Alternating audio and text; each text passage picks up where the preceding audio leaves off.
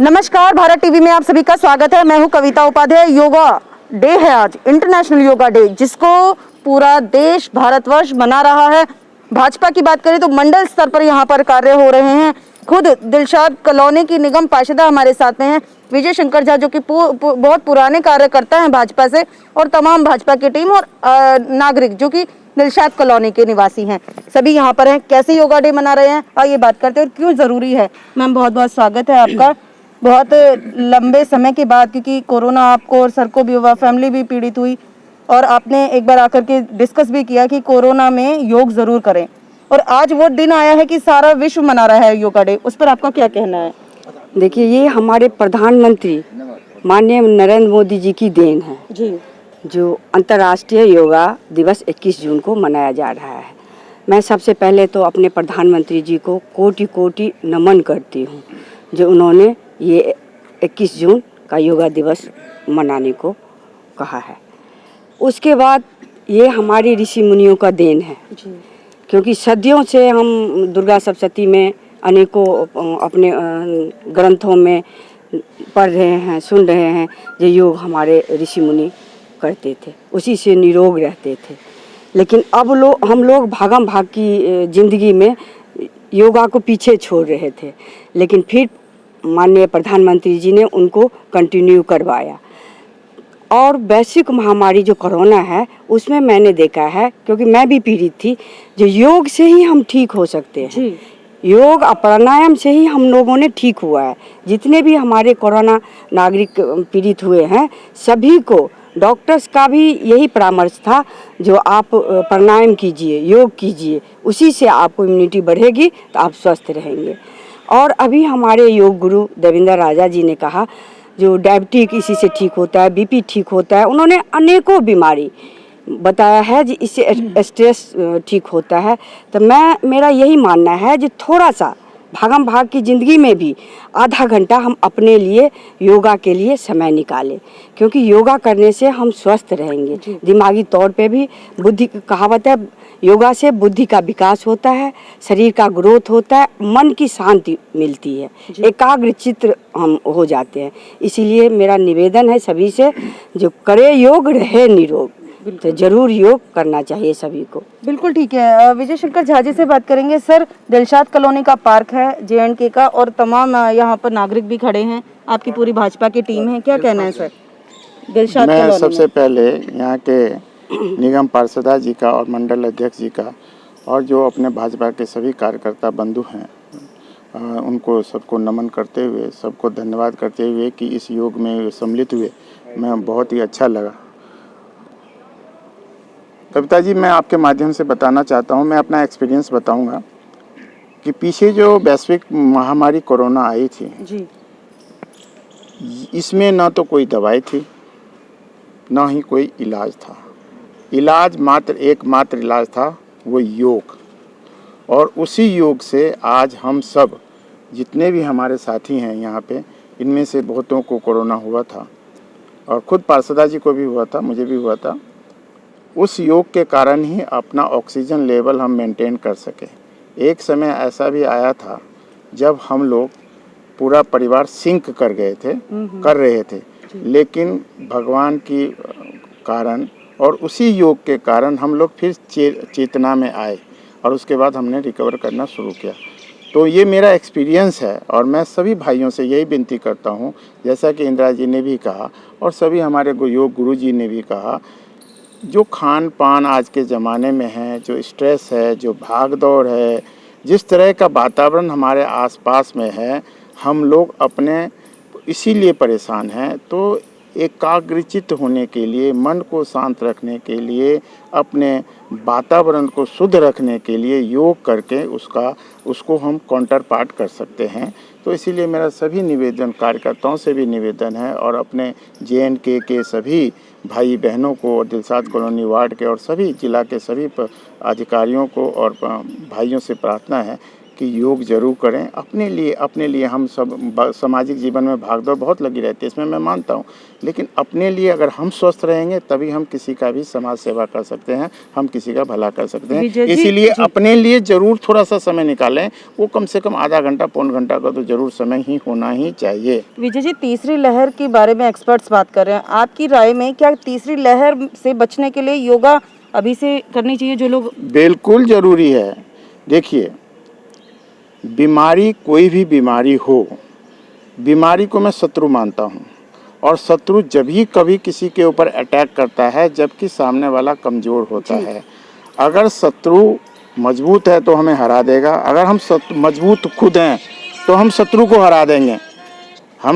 हरा देंगे, तो इसीलिए हमें अपने आप को अभी से बिल्डअप करना होगा, अपने शरीर को बिल्डअप करना होगा, अपने आसपास के वातावरण को बिल्डअप करना होगा कि हम कोरोना की तीसरी लहर को मात दे सकें, और आने की तो दूर वो हमारे आसपास भी ना भटके, ऐसा हमें अपने आप में चेतना जगाना होगा। जी, आइए बात करते हैं मैडम से। मैडम, क्या कहना चाहते हैं जो इंदिरा झा जी आज खुद आई हैं यहाँ क्षेत्र में?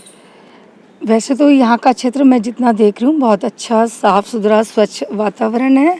उसके लिए मैं इंदिरा झा जी का बहुत धन्यवाद करना चाहती हूँ कि अपने क्षेत्र का वो बहुत अच्छी तरह जो है ध्यान रख रही हैं।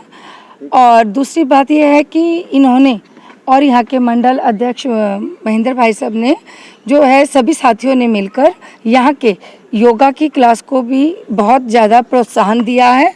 और यहाँ की महिलाओं को, जो हमारी पुष्पा चौधरी जी महिला मोर्चा अध्यक्ष हैं, वो यहाँ की महिलाओं को जागृत कर रही हैं और योग की तरफ अग्रसर कर रही हैं। उसमें मीनाक्षी जी भी सहयोग दे रही हैं।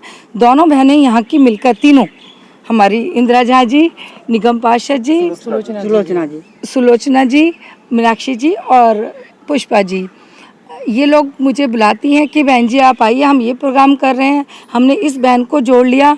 मैं इन लोगों के यहाँ के कार्यक्रम और अपने मोदी जी के कार्यक्रम को देख के बहुत खुश हूँ कि हम आज तीसरी लहर, जो कि आप अभी बात कर रही थी, आने वाली है, उससे लड़ने के लिए हम योगा के साथ तैयार हैं। जी मैम, 2 शब्दों में इंदिरा झा जी के बारे में बताएं। इंदिरा झा जी के बारे में क्या बताएं, वो हमारी चाची लगती हैं, बहुत अच्छी हैं, बहुत अच्छा काम कर रही हैं। और जो योगा के लिए उन्होंने कहा, बिल्कुल सही कहा है कि हम सबके लिए तो टाइम देते हैं, लेकिन हमारे पास खुद के लिए टाइम नहीं होता है, जो कि सबसे इम्पोर्टेंट है। हमारे खुद के लिए भी टाइम होना चाहिए। और योग में तो खैर सबको करना ही चाहिए, नहीं ज़्यादा, कम से कम 15-20 मिनट तो अपने लिए समय इंसान को निकालना ही चाहिए। और योग ही एक ऐसा साधन है जिससे कि, सही बात है, हम बहुत बीमारियों को दूर अपने से रख सकते हैं। बिल्कुल ठीक है। एक बार बात कर लेते हैं सर से भी कि क्योंकि मंडल स्तर पर भी कार्य चल रहे हैं, बताएं। धन्यवाद कविता जी। आज अंतर्राष्ट्रीय योग दिवस पर मैं तो सभी अपने कार्यकर्ताओं का और आदरणीय मोदी जी का धन्यवाद करना चाहता हूं कि उन्हीं के माध्यम से आज मंडल स्तर पे नहीं, दिल्ली प्रदेश स्तर पे नहीं, मतलब पूरे भारत में नहीं, पूरे अंतर्राष्ट्रीय वर्ल्ड के अंदर आज ये इंटरनेशनल योगा डे मनाया जा रहा है। और उन्हीं की देन से ही आज एक व्यक्ति आज अपनी इम्यूनिटी लेवल को बढ़ा रहा है। और मैं, जो हमारे कार्यक्रम के संयोजक हैं भाई कुसुमपाल जी, उनका भी मैं धन्यवाद करता हूँ, इंदिरा जी का धन्यवाद करता हूँ कि आज का ये कार्यक्रम सफल हुआ। बहुत बहुत धन्यवाद। कुसुम जी बताएं। आज का योगा दिवस सफल बनाने के लिए सभी कार्यकर्ताओं को दिल की गहराई से धन्यवाद देता हूं। और सिर्फ सभी ने योगा के बारे में बताया है, जिसने अपने जीवन में योगा को अपनाया उसे रोग कभी कोई छू नहीं पाया। इन्हीं शब्दों के साथ मैं धन्यवाद देता हूं आपका भी कि आपके चैनल से सभी प्रसारित। जी बिल्कुल। आइए इंदिरा झा जी के पास चलते हैं।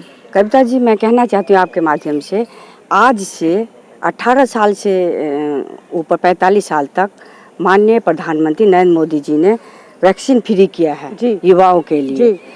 तो उसके लिए भी मैं धन्यवाद देना चाहती हूँ अपने प्रधानमंत्री जी को, जो सभी नागरिकों को पूरा देश में फ्री कर दिया है। 18 से लेकर जी। इंदिरा झा जी, आपका कहना है कि जब दिल्ली नहीं संभाल पाई वैक्सीन का काम तो केंद्र ने अपने हाथों में लिया। बिल्कुल, केजरीवाल जी बिल्कुल नहीं संभाल पाए ना, वो उनके पास ना वैक्सीन लगाने के लिए कोई मतलब सुविधा नहीं है। कहते हैं हमारे पास वैक्सीन ही नहीं है। जब वैक्सीन नहीं है तो हमारे प्रधानमंत्री जी ने फिर उन्होंने देखा जब ये वैक्सीन का कोई लगवा नहीं रहे हैं अपने नागरिकों को, तो इसलिए उन्होंने आज से 18 से 45 साल के और मतलब बुजुर्गों के लिए भी 45 से ऊपर के लिए भी उन्होंने वैक्सीन का आज से शुरू कर दिया। इंदिरा झा जी, आपके सांसद गौतम गंभीर भी लगातार वैक्सीनेशन पर बिल्कुल, मैं उनको भी साधुवाद देती हूँ, कोटि कोटि नमन करती हूँ जो ऐसे सांसद बार बार आए जिन्होंने दवाई भी फेबी फ्लू नहीं मिल रहा था तो उन्होंने फ्री में सबको कोरोना महामारी में जो कोरोना के पेशेंट थे उनके लिए फेबी फ्लू दवाई दिए, उनके लिए वैक्सीन फ्री करवाए, उनके लिए ऑक्सीजन का सिलेंडर फ्री करवाए। मैं ऐसे प्रधानमंत्री को कोटि कोटि MP साहब को कोटि कोटि सांसद जी को नमन करती हूँ। और मैं आपके माध्यम से कहना चाहती हूँ जो हमारे प्रधानमंत्री जी ने गरीबों के लिए राशन भी फ्री किए हुए हैं दिवाली तक, मतलब अप्रैल से लेकर दीपावली तक, नवंबर तक राशन फ्री किए हुए हैं।